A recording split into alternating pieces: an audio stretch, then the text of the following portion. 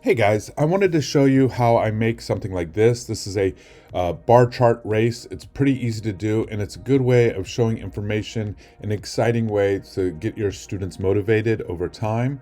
I'm showing the amount of words read by my different classes. So I'm going to teach you guys how I do that today. It's pretty easy. So what we're going to do is we're going to go to what's called flourish.studio, or just Flourish. You can Google it. Then you log in. There we go. So I log in, and then I'm going to choose a new template. Now they have lots of ways of showing it, and you can download these and put them in your PowerPoints. They look really cool. There's lots of things you can play with and explore with, different kinds of charts and stuff. Primarily though, to show races or students against students, I go with line chart race or bar chart race, and let's do. Let's do the column chart race for you guys today, just because it's something I haven't ever done for anyone.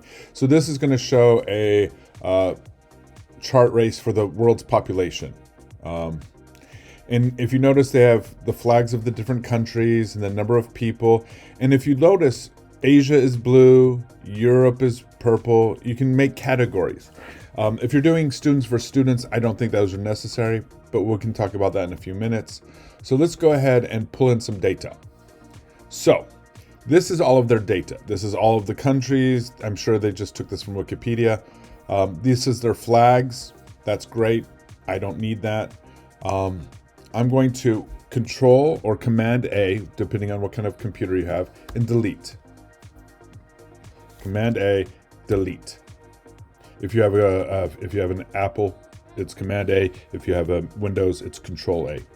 And then I'm going to delete this. Now over here we have the different things. We have label, which is required. That's the class name. You have values. That's the numbers changing over time. You have categories. Like I said, that's if you want to define groups, if you want to study it in different ways. You may want to do that when you're presenting. That's your choice. But I don't think we need that. And then image. Now image is like they had the American flag, the Indian flag, the Japanese flag, all of those flags.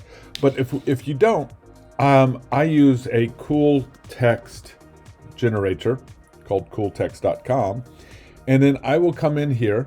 I'm already logged in. You can log in. It's free.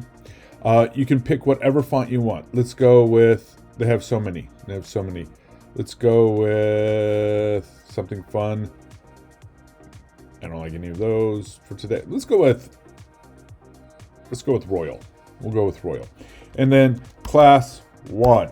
And then I create logo, and it will look like this. It'll look like this. And you can keep them all the same if you want, or you can change them up. You can change the text size. You can change the engravers.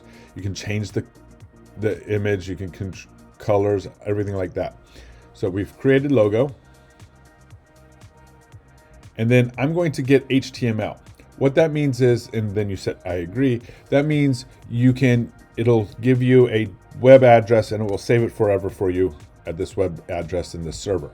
You have to provide a cool link if you publish this. So if you do publish this anywhere, not for your school, make sure that you give them credit. It's not that hard. So I'm going to copy this. Now over here, I already have data for my classes. All right. So this is all of the data I've got. I've called them class 1 through class 111.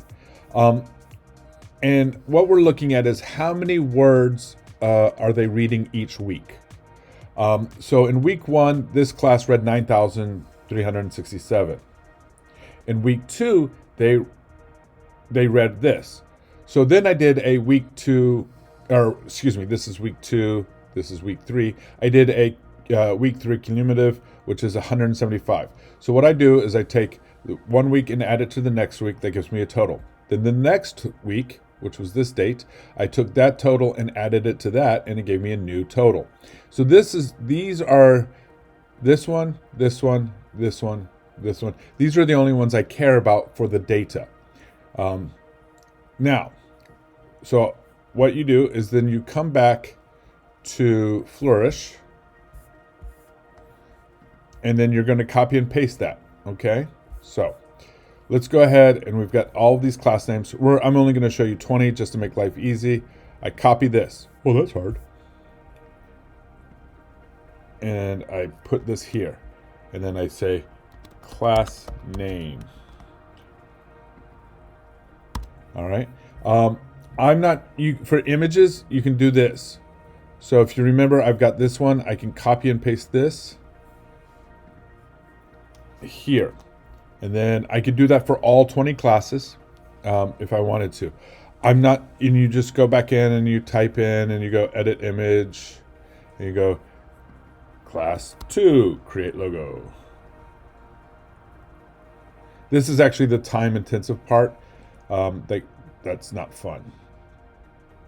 Oh, so this didn't change. So I need to go back because I didn't do that right. Edit image. Create logo. And this is the time intensive part, to be honest, is creating all these logos. And I had to do it for 110 classes. Thank you to my son for doing that for me. Yay. Yay, he's a good boy. And then I agree. And then like I said, I copy it. Whoops. I hit the wrong button.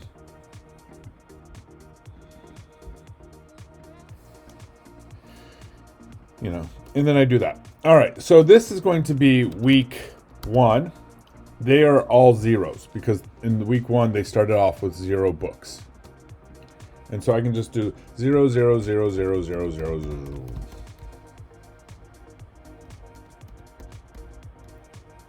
All right, so there's that.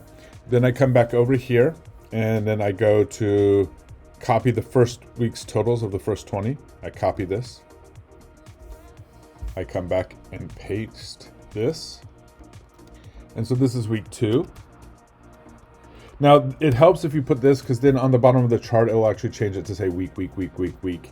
And then it's just week 3, week 4, week 5.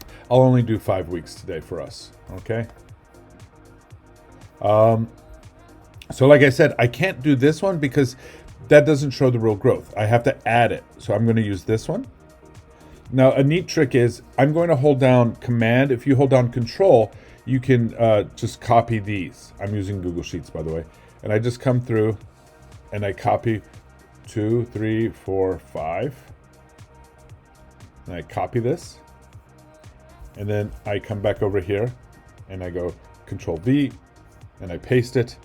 And there it is. So now it's going to show this. All right. And then I can take a look at what it looks like. Oh no, I don't like the colors. So we're going to do labels or no, setup. We're going to do vertical. You can also do horizontal if you so desire. Number of bars, 10. Depending on how many classes you have. We can do 20 bars because we have 20 classes. Sorting is off. Colors. I'm going to do it by bar, so it changes it. By category, they're all the same category because I didn't use this. But if we do it by bar, it changes it all up. And then each class has its own colors. Labels, I can put it down there at the bottom, and that's fine. Images, if I want the images, you can have them circle, rectangle, whatever you want. And then if I come back up here to setup, it'll look a lot easier. Oh, no, that's incorrect. It'll look a lot easier to see the words class 1 here. If I do this.